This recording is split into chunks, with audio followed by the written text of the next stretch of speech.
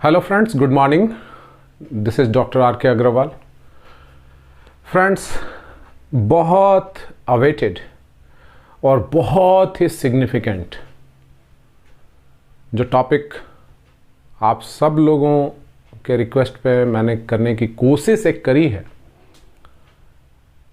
वो आज आपके सामने है। और ये टॉपिक वो है जो इंटायर पार्टनरशिप को कवर करती है। आप या तो फंडामेंटल्स को थोड़ा सा सेट असाइड कर लो तो बाकी सारी टॉपिक्स पार्टनरशिप की, आई मीन टू से चैप्टर्स, जैसे change in profit sharing ratio amongst partners, admission of a new partner, retirement, death, बहुत ही सिग्निफिकेंट है डेथ के टाइम पे ये टॉपिक जो मैं अभी डिस्कस करने जा रहा हूं आपसे। ओके फ्रेंड्स, और फिर बात आती है डिसोल्यूशन की। तो डिसोल्यूशन के टाइम पे भी ये टॉपिक बहुत बहुत सिग्निफिकेंट है।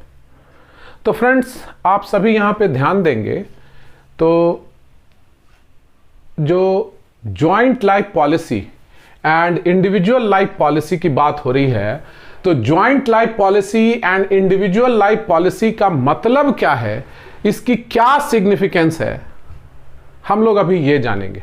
Different methods of recording and their treatment in partnership accounts, entire partnership में ये कवर करती है, इंटायर पार्टनरशिप। ओके, ये टॉपिक कवर्ड है joint life policy and individual life policy. Life policy कहने का मतलब यहां पर है बेटा इंश्योरेंस पॉलिसी। और फर्म सभी पार्टनर्स का संयुक्त रूप से बीमा करा सकती है या व्यक्तिगत रूप से सभी पार्टनर्स के लिए अलग अलग से बीमा पॉलिसी ले सकती है। ऐसा क्यों, वाई? तो बहुत ही सिंपल और सरल सा जवाब है, आप खुद भी दे सकते हो ये जवाब कि सर ऐसा इसलिए फर्म करती है कि फर्म को फाइनेंशियल क्रंच ना हो। आई मीन टू से फाइनेंशियल क्रंच ना हो कहने का मतलब क्या है कि जब फर्म के किसी पार्टनर की डेथ हो जाए या फर्म से किसी पार्टनर की रिटायरमेंट हो रही हो, तो उस टाइम पे वो बंदा जो आउटगोइंग पार्टनर, जो रिटायरिंग पार्टनर कहलाता है या फिर डिसीज पार्टनर कहलाता है, जिस पार्टनर की डेथ हो गई है, उस पार्टनर, डिसीज पार्टनर के एग्जीक्यूटर्स को अमाउंट देना पड़ेगा। तो वो अमाउंट कहां से आने वाली है? जाहिर सी बात है कि फर्म की एसेट्स और प्रॉपर्टी को बेचा जाए, या फिर फर्म के पास उतना कैश अवेलेबल हो, या फिर लोन लिया जाए, तभी तो पार्टनर को दिया जा सकता है। तो इस सिचुएशन से बचने के लिए फर्म संयुक्त जीवन बीमा पॉलिसी ले सकती है या व्यक्तिगत जीवन बीमा पॉलिसी ले सकती है। जीवन बीमा पॉलिसी, लाइफ पॉलिसी की बात हो रही है माय डियर फ्रेंड्स। और हम सभी जानते हैं कि इंश्योरेंस पॉलिसी क्या चीज होती है। दो तरह की पॉलिसीज होती हैं, एक तो कि भाई डेथ हो जाए तो मिलेगा, अदरवाइज एक सर्टेन अमाउंट भी सर्टेन पीरियड के बाद दे दिया जाए। एक है कि नहीं साहब, डेथ हो तो भी मिलना है, लेकिन एक सर्टेन अमाउंट भी आपको, एक एक्यूमुलेटेड मनी जो है, डेथ तो हो जाए तब तो मिलना ही मिलना है, डेफिनेट है, लेकिन एक सर्टेन पीरियड के ड्यूरेशन के बाद समाप्त होने पर वो अमाउंट इंडोमेंट फंड के तर्ज पर वो भी इंश्योरेंस कंपनी देती है। मनी बैक पॉलिसी, जिसे आप समझ सकते हैं कि एक सर्टेन ड्यूरेशन के बाद इतना रुपया मिलेगा, डेथ हो ना हो अदर मैटर है, मिलेगा। ठीक है, तो फर्म दोनों में से कोई भी लाइफ पॉलिसी ले सकती है।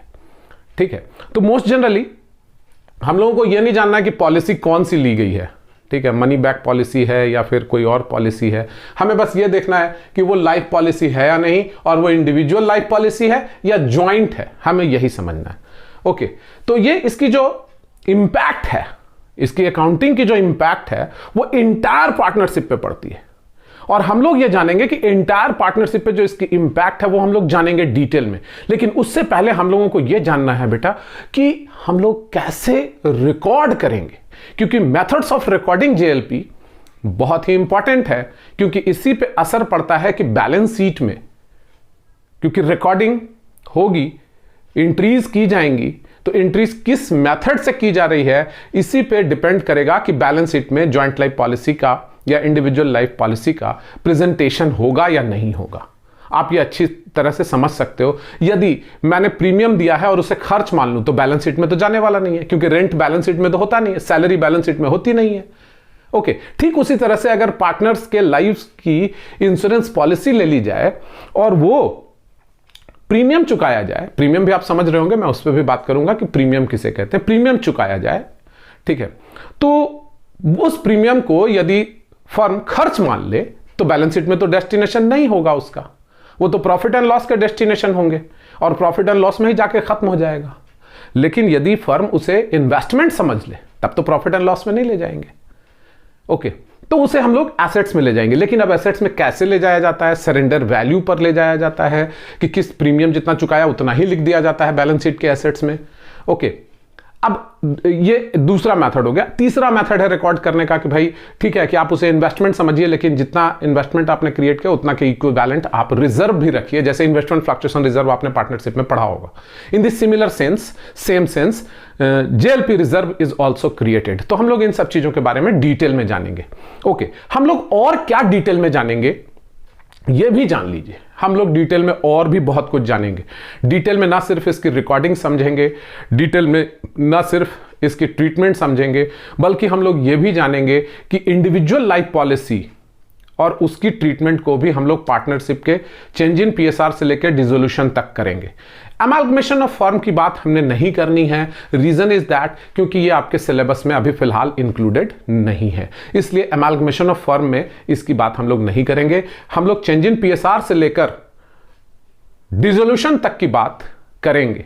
लेकिन उधर जाने से पहले हम लोगों ने क्या करना है, आइए हम लोग जानने की कोशिश करें। ओके, तो फ्रेंड्स, यदि आपने चैनल को सब्सक्राइब नहीं किया है तो आप चैनल को सब्सक्राइब कर लें, और यदि आपने बेल आइकन नहीं प्रेस करा है तो आप बेल आइकन प्रेस कर लें।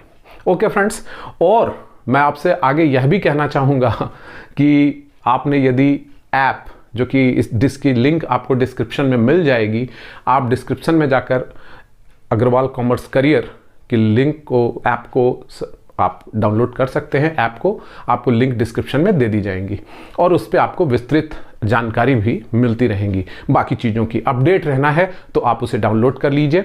ओके फ्रेंड्स, तो अब देखते हैं कि joint life policy and individual life policy different methods and treatment में सबसे पहला टॉपिक हमारा क्या है, know the different methods of recording JLP. हम लोग different methods of recording JLP जानेंगे।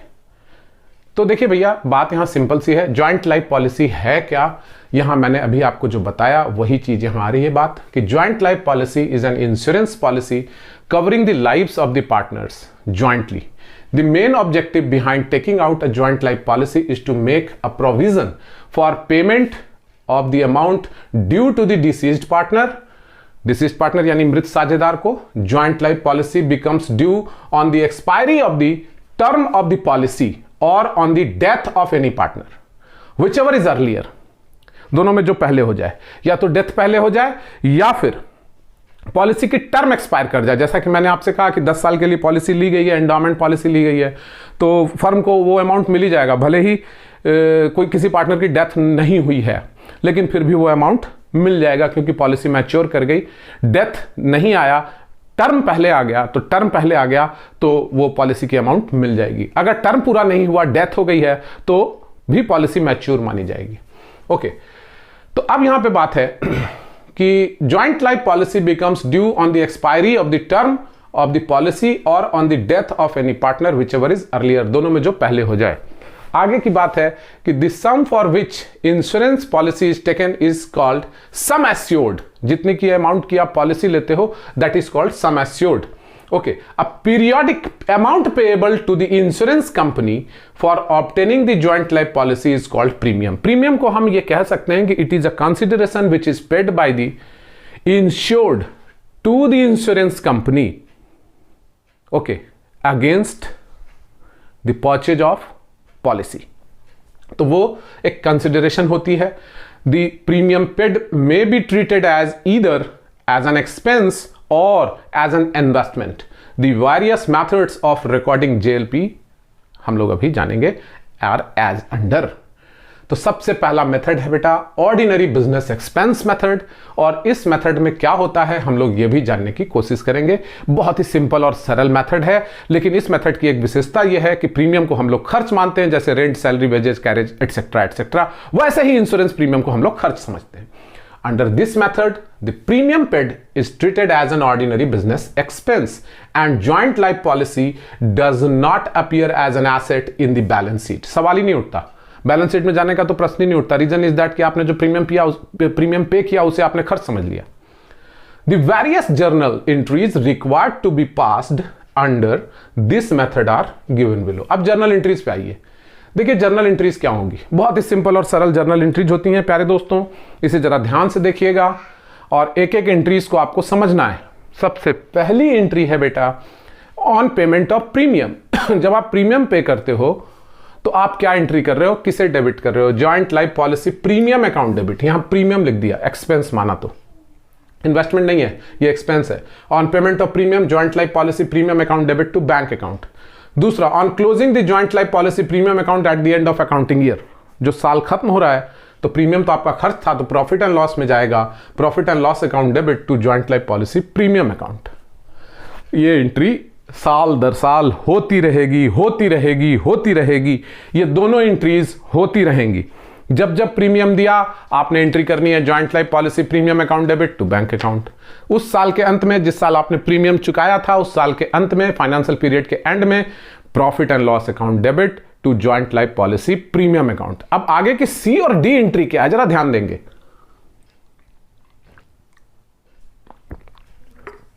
What is entry number c on claim becoming due. Claim कब ड्यू होता है? क्लेम ड्यू तब होगा बेटा जब या तो टर्म पूरा हो जाए या तो किसी की डेथ हो जाए, sorrow death. On claim becoming due insurance companies account debit. Insurance company को हम एक तरह से थोड़ी देर के लिए डेटर समझ लेते हैं कि वो अब पैसा देने वाले मेरे को, तो इंश्योरेंस कंपनी को हमने डेबिट कर दिया. क्रेडिट किसे करेंगे भैया? All partners capital. यहां बच्चे गलती क्या करते हैं, गलती ये होती है कि वो सिर्फ डिसीज्ड पार्टनर के कैपिटल को क्रेडिट करते हैं ये मानकर कि डेथ जिनकी हुई है सारा का सारा अमाउंट उनको मिलेगा.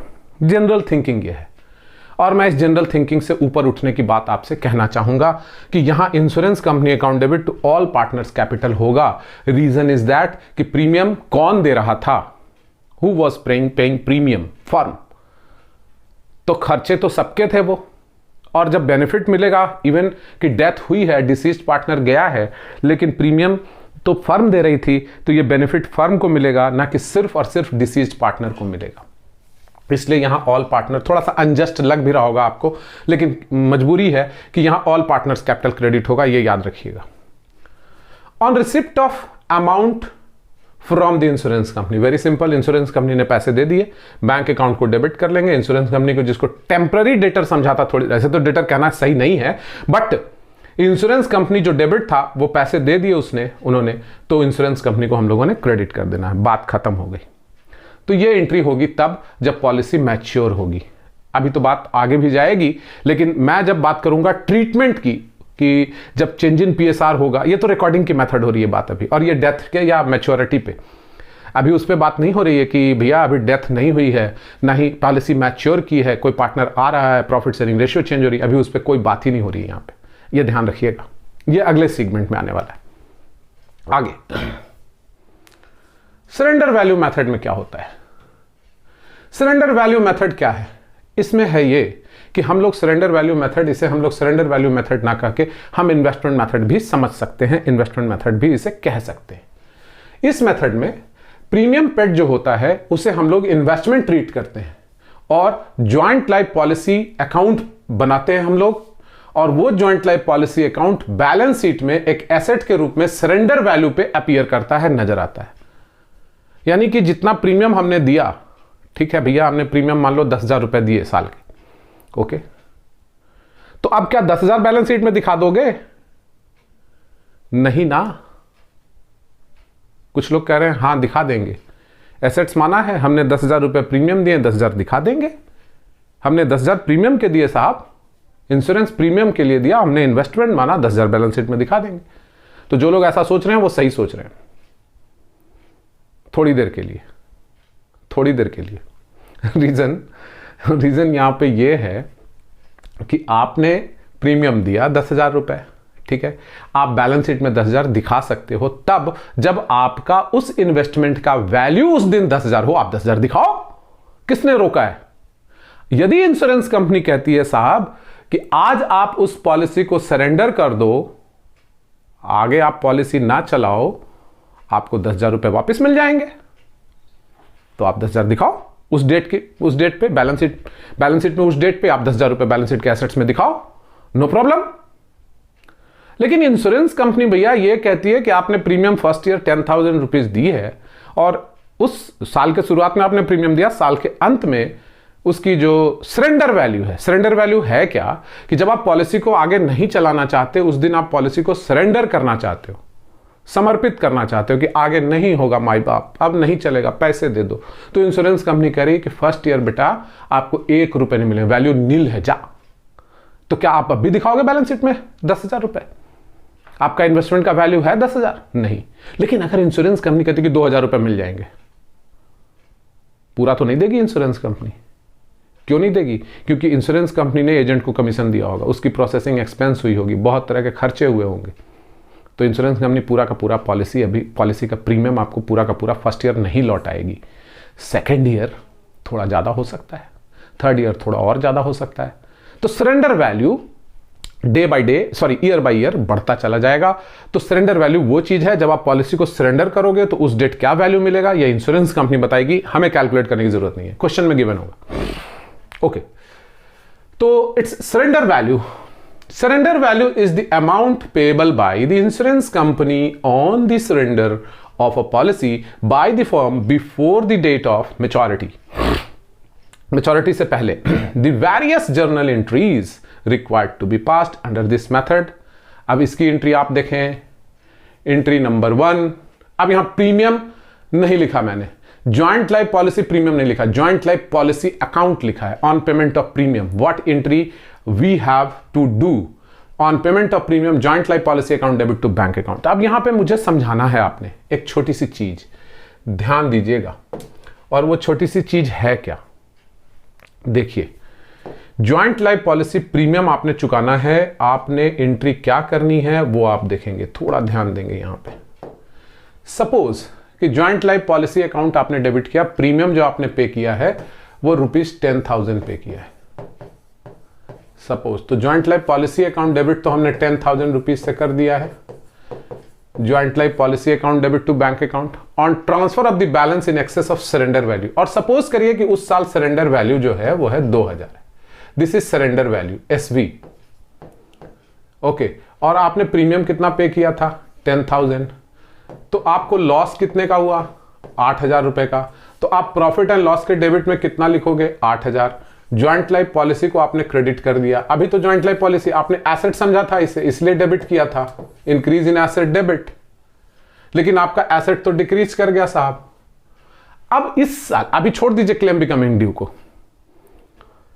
इस साल बैलेंस शीट के एसेट्स में ज्वाइंट लाइफ पॉलिसी कितने का होगा? एट इट्स सरेंडर वैल्यू, क्योंकि आपका ज्वाइंट लाइफ पॉलिसी डेबिट कितना है? 10,000, क्रेडिट कितना हुआ?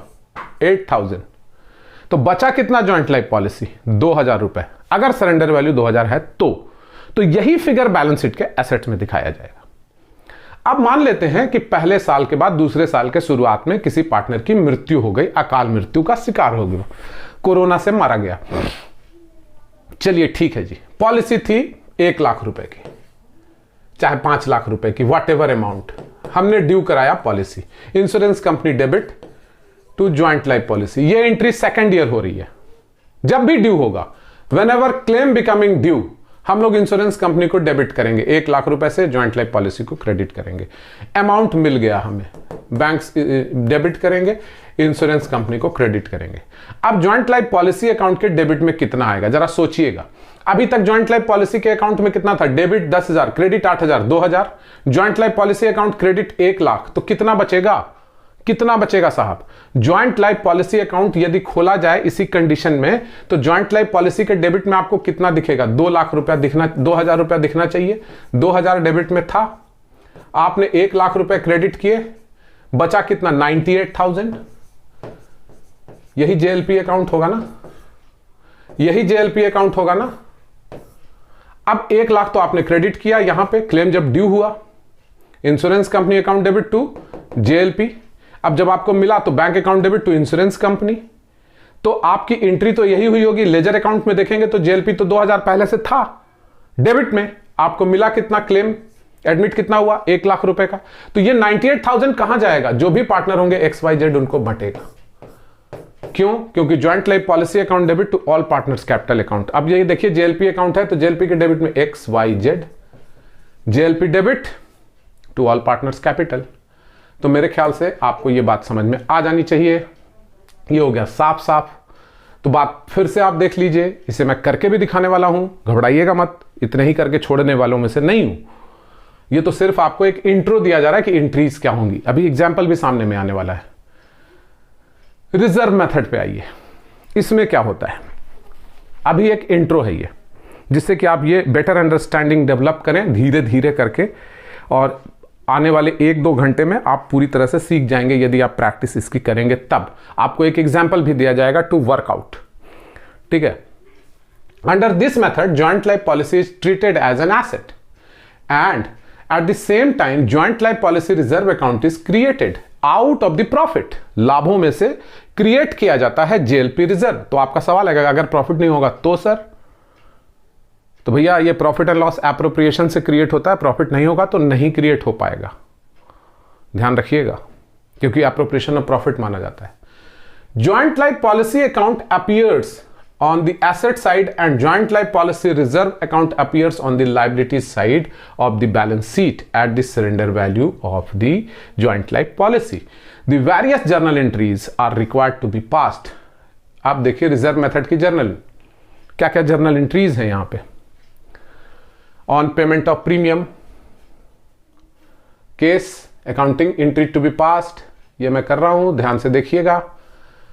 पेमेंट ऑफ प्रीमियम, अब इसे समझाना होगा बंधु, समझना होगा आपको अभी, तुरंत समझना होगा आपको। प्रीमियम दिया ज्वाइंट लाइफ पॉलिसी, अभी जो मैंने 10,000 लिया था यहां भी मैं 10,000 ले रहा हूं, okay. Profit and loss appro debit हुआ, ध्यान दीजिए। अब जितना प्रीमियम आपने दिया उतने ही से रिजर्व क्रिएट करिए फॉर क्रिएटिंग जेएलपी रिजर्व। तो profit and loss appro account debit 10,000 to JLP reserve 10,000 on transfer of the balance in excess of surrender value। भैया सरेंडर वैल्यू 2,000 था हमारा, सपोज कर लो हमने प्रीमियम चुकाया था उस साल 10,000, फर्स्ट ईयर की बात है, तो 8,000 रुपए हमारे कहां जाने वाले हैं, ये तो लॉस है। हमने पिछली बार कहां लिया था इसे, प्रॉफिट एंड लॉस में। अब तो हमने रिजर्व क्रिएट कर लिया था, तो अब इस लॉस को हम लोग कहां ले जाएंगे, ये लॉस जो है ज्वाइंट लाइफ पॉलिसी रिजर्व में डेबिट होगा अब, ना कि प्रॉफिट एंड लॉस में। तो अब अपने पास क्या बचा, अब इसी अगर 2 एंट्री पर भी बात की जाए तो आपके पास देखिए क्या बचा, जेएलपी डेबिट। जेएलपी डेबिट कितना है, जेएलपी डेबिट कितना है भैया, जेएलपी डेबिट कितना है, जेएलपी डेबिट है आपका 10,000, ठीक है। जेएलपी क्रेडिट कितना है 8,000, तो जेएलपी अकाउंट में अभी बचेगा 2,000। जेल, इतना तो बात समझ में आना चाहिए, आप लोग 11th क्लास के स्टूडेंट तो है नहीं। ज्वाइंट लाइफ पॉलिसी 10,000 डेबिट और ज्वाइंट लाइफ पॉलिसी क्रेडिट 8,000, तो 2,000 बैलेंस अभी बच रहा है या नहीं बच रहा है। इसके तहत ये 2 एंट्रीज के आधार पर 2,000 रुपए डेबिट में है या नहीं है, ज्वाइंट लाइफ पॉलिसी में है, बोलिए हाँ है। अब देखिए कि joint life policy reserve credit कितना 10,000 और joint life policy reserve debit 8,000, तो अब यहां पर देखा जाए तो क्रेडिट कितना बच रहा है, क्रेडिट आपका बच रहा है 2,000। तो जेएलपी रिजर्व और जेएलपी दोनों बराबर आ गया ना। जेएलपी आपका 2,000 का बचेगा, 2,000 का जेएलपी बचेगा, 8,000 का तो लॉस हो गया, जेएलपी 2,000 का बच रहा है और जेएलपी रिजर्व दोनों बचेगा बराबर, ठीक है। तो जेएलपी रिजर्व अकाउंट और जेएलपी अकाउंट, ये लाइबिलिटी साइड में 2,000 शो किया जाएगा JLP reserve eight the end of the first year, okay, और जेएलपी अकाउंट एसेट साइड में शो किया जाएगा 2,000 रुपए। अभी एंट्री मैं करके दिखाऊंगा, लेजर अकाउंट खोल के दिखाऊंगा, रुक जाइए। क्लेम बिकमिंग ड्यू, मान लीजिए दूसरे साल कोई पार्टनर टपक गया, पॉलिसी मैच्योर तभी करेगी ना, क्लेम ड्यू तभी होगा ना। ऑन क्लेम बिकमिंग ड्यू, फिर इंश्योरेंस कंपनी को अपना डेटर बना लो आप, 1 lakh, okay. On receipt of amount from the insurance company, insurance company से अमाउंट मिल रहा है आपको, तो भैया जितना क्लेम ड्यू करा उतना अमाउंट मिल गया, चलो मान लिया उतना ही मिला। On transfer of the balance in JLP reserve, JLP reserve में 2000 रुपए थे, किस लिए रखा गया था? जेएलपी से होने वाले लॉस की भरपाई करने के लिए रखा गया था। तो जेएलपी रिजर्व 2000 रुपए डेबिट और जेएलपी क्रेडिट। तो अब जेएलपी क्रेडिट और जेएलपी डेबिट, जेएलपी क्रेडिट में क्रेडिट चला गया 2000 रुपए, डेबिट में भी था 2000 रुपए, तो जेएलपी बराबर। अब joint life policy account debit पूरा 1 लाख, अब जो भी पार्टनर्स होंगे सबों को बटेगा। अब ये तब तक आपको नहीं समझ में आएगा माजरा, कहेंगे भैया क्या हो क्या रहा है, कुछ समझ में नहीं आ रहा है सर, एक बार फिर से बताइए। मुझे पता है यही आपके दिल में चल रहा, दुख की बात यही है कि ये पूरा माजरा समझ में नहीं आया सर, क्लियर बताओ। एक तो पहले एक्सपेंस बता दिया आपने, फिर इन्वेस्टमेंट बता दिया आपने, फिर रिजर्व बता दिया आपने, तीनों मिलके खिचड़ी पक, नहीं समझ में आया। कोई बात नहीं, कोई बात नहीं my dear, don't worry about it. हाँ, कुछ लोग करोगे नहीं सर समझ में आ रहा है, क्या बात कर रहे हैं, सब समझ में आ गया। तो भाई साहब आपको भी प्रणाम है, तहे दिल से शुक्रिया है। जिनको नहीं समझ में आ रहा है उनको भी प्रणाम है, क्योंकि जरूरी नहीं है कि सबकी खोपड़ी एक ही तरह की हो, सबको एक बार में बातें समझ में आ ही जाए। तो उनका कोई कसूर नहीं, उनका कोई दोष नहीं, मेरी जिम्मेवारी यह है कि मैं उनको समझाऊं, तो मैं वो काम करने जा रहा हूं। आइए जानते हैं इन तीनों मेथड्स को एक बार फिर से लेते हैं, और जो भी आपने अभी तक किया है। अब ये जो नोट्स और फोर्ट्स की बातें हो रही हैं, मैं इन नोट्स फोर्ट्स पे बाद में बात करूंगा, आपको पहले मैं तीनों मेथड समझाऊं एग्जाम्पल के साथ। ओके, अकाउंट खोल के तब पता चलेगा, तो नोट्स की बात बाद में कर लेंगे। आपके सामने ये स्क्रीन पे है, आप इसे पढ़ लेना पॉज करके कि alternatively the balance joint life policy reserve account में भी ट्रांसफर, सारी बातें मैंने बता दी हैं ऑलरेडी। ओके, लेकिन फिर भी मैं करके दिखाऊंगा। ये इलस्ट्रेशन आप लोग देख लो, ये आपका होमवर्क होगा, ये आपको करके देना है, पीडीएफ में देना है। Is it clear? Illustration 1, ordinary business expense method, surrender value method, joint life policy reserve method, तीनों मेथड से आपको बनाना है, और वो मेथड मैं अभी समझाने जा रहा हूं। क्वेश्चन क्या है? ए और be sharing profit and loss, A and be sharing profit and loss in the ratio of 2:3, took out a joint life policy on 1st Jan 2021 for rupees 1 lakh for 10 years, 10 साल की थी बात। The premium for the whole year is rupees 10,000. B died on 1st March 2024 and the claim was received on 1st May 2024. The books of firm are closed on 31st December every year. The surrender value of the policy at the end of 2021, 22, 23, 24 were first year nil, second year 2000, third year 6000 and rupees 12,000 respectively. Give the necessary journal entries under each of the following alternative methods for recording a JLP. तो ये आपको homework के रूप में करना है, लेकिन मैं आपको बताऊं जो अभी अभी मैंने आपसे बातें कही उस पे मैंने बात करनी है। ओके, ये आपको करना है, लेकिन मैं करके दिखा रहा हूं दूसरा एग्जाम्पल। ओके, चलो देखते हैं साहब।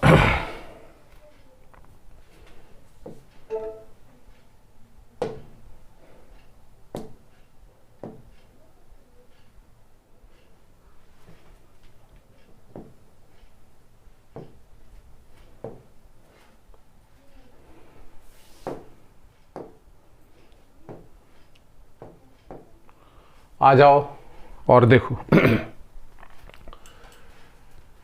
सबसे पहले joint life policy different methods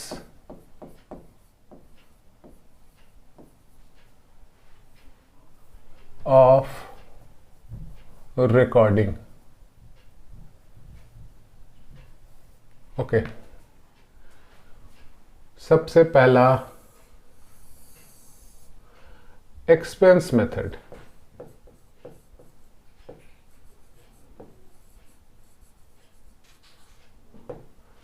दूसरा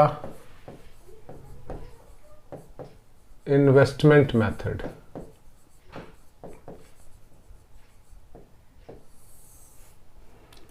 तीसरा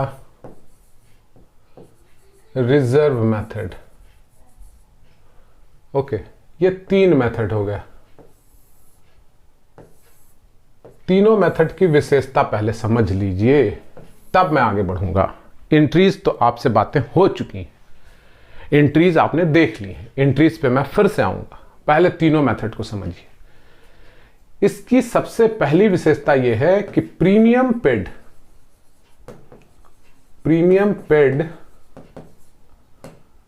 is treated as an ordinary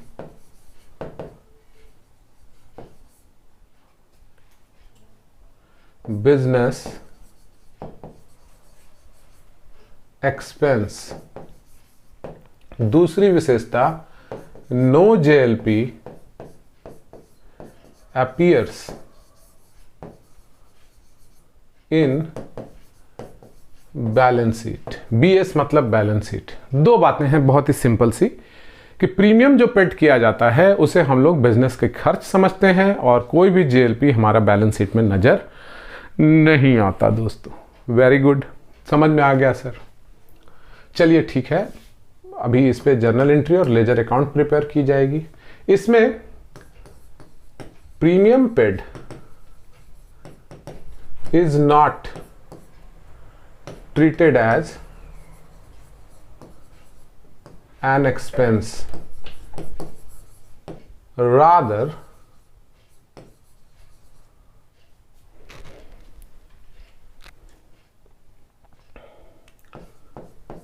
JLP account is debited। दूसरा, JLP appears in the asset side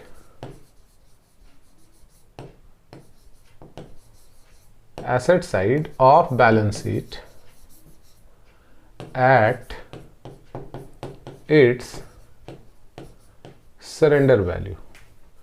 अब रिजर्व मेथड में क्या है, सेम बात है।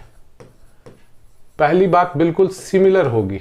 दूसरी बात, JLP reserve is created. JLP reserve account is created at, sorry, JLP reserve account is created.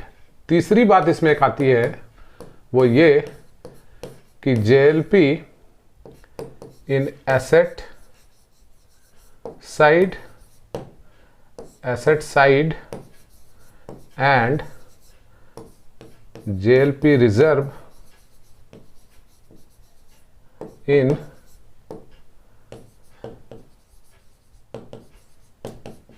Liability side. Okay, expense method आप लोगों को समझने में कोई दिक्कत नहीं होनी चाहिए कि प्रीमियम जो भी पे करना था पे कर दिया, वो प्रॉफिट एंड लॉस में हर साल चला गया।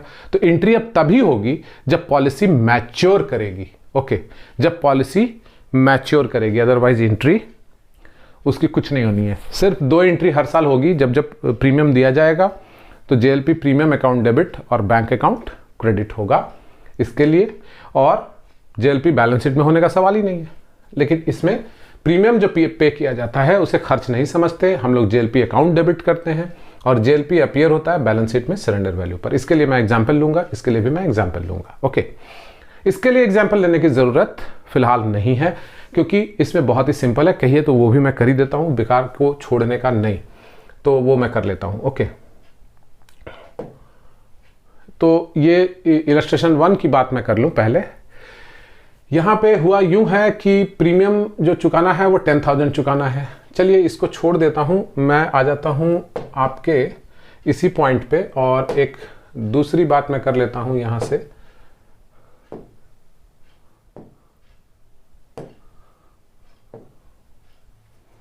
देखिए एक एग्जाम्पल लेता हूँ मैं। ओके, एक छोटा सा एग्जाम्पल।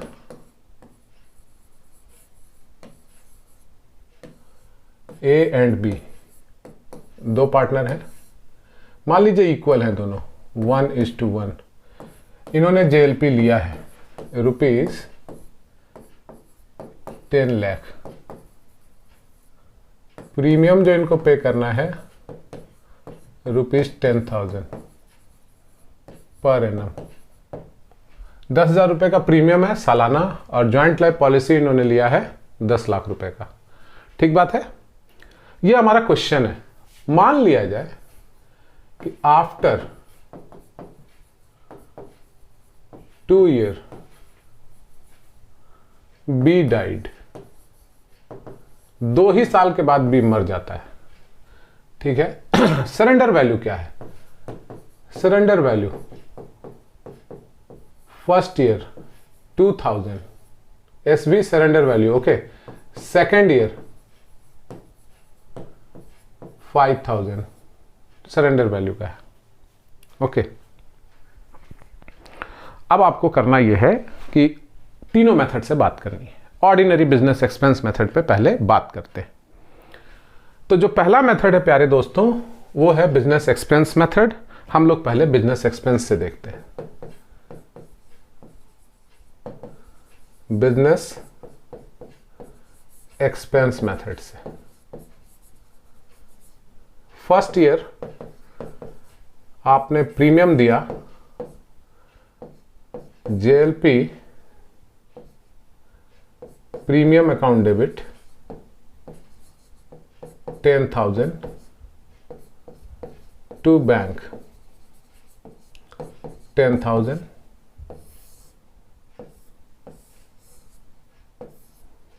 फर्स्ट ईयर की ही second entry profit and loss debit total 10,000 to JLP 10,000। ये फर्स्ट ईयर का काम तमाम हो गया। अब रही बात सेकेंड ईयर की, तो सेकेंड ईयर में जाने से पहले 1 मिनट मैं इसे आपके लिए थोड़ा सा कंप्रेस कर दूं। अब रही बात सेकेंड ईयर, तो second year same as above. अब आप यहां पे कह सकते हो मेरे से, सेकेंड ईयर तो किसी की डेथ हुई नहीं, सेम एज अबव 2 एंट्रीज, बिल्कुल उसी तरह से 2 एंट्री हमने पास करनी है। क्यों भैया? आप यहां से मेरे से कह सकते हो कि सर सरेंडर वैल्यू कहां गया? सरेंडर वैल्यू आपने लिया नहीं, फर्स्ट ईयर सरेंडर वैल्यू था, आप क्यों नहीं लिए? तो भैया ये ऑर्डिनरी बिजनेस एक्सपेंस मेथड है, यहां सरेंडर वैल्यू नहीं लिया जाता। सरेंडर वैल्यू हम लोग तब अकाउंट में लेंगे बेटा जब हम उसे इन्वेस्टमेंट समझेंगे। हमने तो यहां इन्वेस्टमेंट समझा ही नहीं। तो जो भी प्रीमियम दिया, joint life policy premium account debit to bank account, profit and loss account debit 10,000 to JLP account, खत्म। एक्सपेंस मान लिया तो इन्वेस्टमेंट माना ही नहीं, तो हम सरेंडर वैल्यू क्यों काउंट करें? और ना तो उस साल कोई डेथ हुई, ना ही कोई चेंज इन PSR रिकॉन्स्टिट्यूशन हुआ किसी तरह का, और दूसरा ना ही डिसॉल्व हुई है फर्म। तो दूसरे साल आ गए, दूसरे साल आए तो फिर वही 2 एंट्री करनी है हमने। तो 2 साल का तो सरेंडर वैल्यू दिया हुआ है साहब, कर दिया एंट्री। लेकिन after 2 years B died on the 15th day, और you should say first day, एकदम पहले ही जनवरी को, first day of the third year, तीसरे साल के शुरुआत में बी की डेथ हो जाती है। Okay, B died after 2 years, B died, surrender value first year 2000, second year 5000, surrender value है सेकेंड ईयर 5000, और थर्ड ईयर के शुरू में ही है डेथ। लेकिन थर्ड ईयर की सरेंडर वैल्यू मैंने नहीं दी थी, थर्ड ईयर की सरेंडर वैल्यू भी ले लीजिए, मान लीजिए 8000 है। लेकिन अब थर्ड ईयर सरेंडर वैल्यू से क्या मतलब रह गया? कोई मतलब नहीं रह गया। ऐसे भी थर्ड ईयर, यहां आइए देखते हैं एंट्री क्या होगी। Third year first 2 entry, first entry would be same, third year death वाली ईयर है, थर्ड ईयर JLP प्रीमियम तो डेबिट होगा, सेम एंट्री हो जाएगी दोनों, वो दोनों एंट्री सेम होंगी, बिल्कुल सेम एंट्री करनी है आपने। ओके, यहां भी वही कहना होगा मेरे को, सेम सेम, क्योंकि प्रीमियम तो चुकाना ही है। ठीक है, अब यहां कहा जा रहा है कि फर्स्ट डे, मान लेते हैं कि फर्स्ट डे नहीं है, 15 डे है, प्रीमियम चुका दिया है। ठीक है, उसके बाद डेथ हुई है, हो सकता है ऐसा। फर्स्ट डे ना लेकर के 15th डे ले लीजिए, इसको कोई प्रॉब्लम नहीं है। Premium first day of the every year payment किया जाता था, साल के पहले दिन प्रीमियम पे किया जाता था। थर्ड ईयर प्रीमियम पे कर दिया गया तो प्रॉफिट एंड लॉस में तो जाना ही है उसे, क्योंकि एक्सपेंस मेथड है, तो वो तो प्रॉफिट एंड लॉस के डेबिट में जाएगा ही जाएगा। अब सवाल है कि डेथ हो गई है तो अब एंट्री क्या होगी। On claim becoming due entry होती है, अब एंट्री होगी इंश्योरेंस कंपनी डेबिट। भले ही हम लोग एक्सपेंस मान रहे थे, तो इंश्योरेंस कंपनी को डेबिट करेंगे 10 लाख रुपीज से। टू एस कैपिटल, दो पार्टनर हैं, A's capital and to B's capital. How much? 5 lakh each, equal partner है, दोनों को 5 लाख ईच बटेगा। Is it clear? और इसके बाद जब क्लेम मिल जाए इंश्योरेंस कंपनी से ऑन रिसिप्ट ऑफ क्लेम, तो आप एंट्री करेंगे bank account debit, sorry 10 lakh to insurance company, 10 lakh. Okay, तो ये ऑर्डिनरी बिजनेस एक्सपेंस मेथड था बेटा। ओके, अब सवाल ये है कि बाकी के दोनों मेथड्स में एंट्री कैसे होंगी। तो बाकी के दोनों मेथड में एंट्री बिल्कुल ही सिंपल है, उसमें भी आपको कोई कंफ्यूजन नहीं होना चाहिए। उसके लिए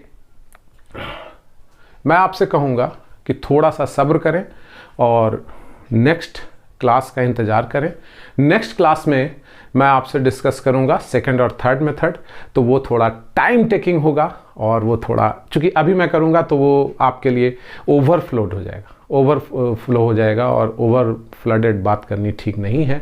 अभी फर्स्ट मेथड तक ही ठीक है, और मैं नेक्स्ट क्लास में आपसे सेकंड मेथड की जो बात है रिकॉर्डिंग की, वो विद एग्जाम्पल मैं आपसे करूंगा, सेकंड और थर्ड दोनों की। Okay, till then goodbye, take care, bye bye.